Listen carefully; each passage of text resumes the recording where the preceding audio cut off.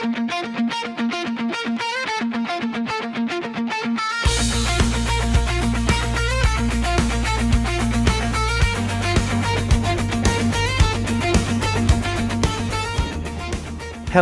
I'm Roberto Baggio.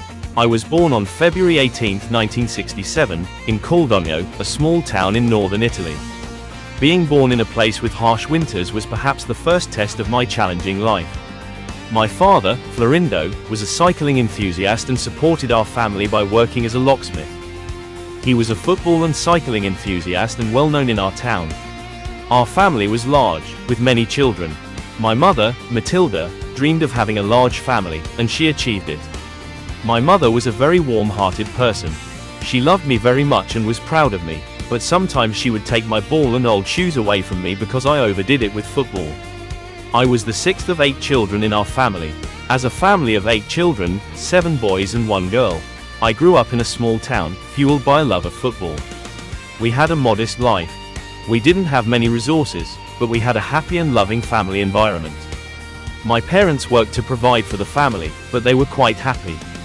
Even though we weren't financially wealthy, the happy atmosphere at home was our greatest wealth. My mother named me after the famous Italian footballer Roberto Baggio. This also reflects my parents' love for football. My childhood with my father was very colorful. Every weekend we would go to the forest and spend time together. I have never forgotten those beautiful days I spent with my father. I was a stubborn person. It's also said that I have a quiet and thoughtful nature. But when it came to football, everything changed. I was crazy about football. Did you know I used to practice alone for hours? My father's encouragement gave me great strength during that period. I chose the Brazilian footballer Zico as my idol. My dream was to one day become a famous footballer like him. Like every child in the town, I went to school and tried not to miss my lessons. However, I had problems because of football. My passion for football, which started at the age of 7, made me one of the greatest football stars in the world. I developed my skills in the town team. I would play football with my friends for hours in the schoolyard, on the streets, and in the fields. I never missed a football match on television. I would get especially excited if Zico was playing. I often stayed up all night to watch the matches. When playing football with my friends, I was the worst shooter. But I worked on it, and over time I overcame this problem. I was very persistent. I wouldn't give up until I succeeded. I also did special training to practice shooting in the style of Zico. I remember my mother forcibly taking my ball and old shoes away and trying to stop me because of my ambition.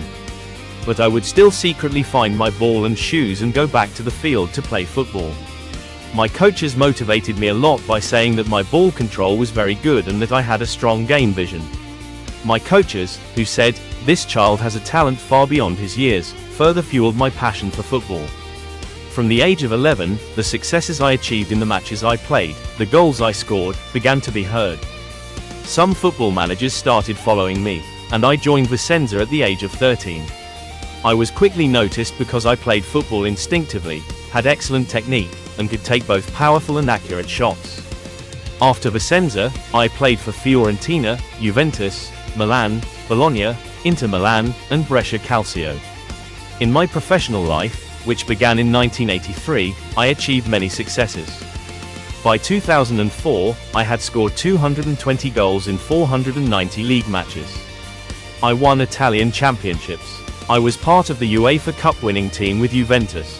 In 1993, I was chosen as the best football player in the world. Also in 1993, I was awarded the FIFA Player of the Year award. I was also one of the most important goalscorers for the Italian national team for a period. I played 56 times for Italy and scored 27 goals. I wore the Italian jersey in 3 World Cups. In 1990, I had the honor of finishing 3rd with my team at the World Cup. We lost the 1994 World Cup final, but I was one of the key players who carried the team and brought victories to Italy with my goals. I became the first Italian footballer to score in 3 different World Cups. Children, if you work hard to achieve your dreams, identify your weaknesses, and fight with determination, you too can be as successful as I was.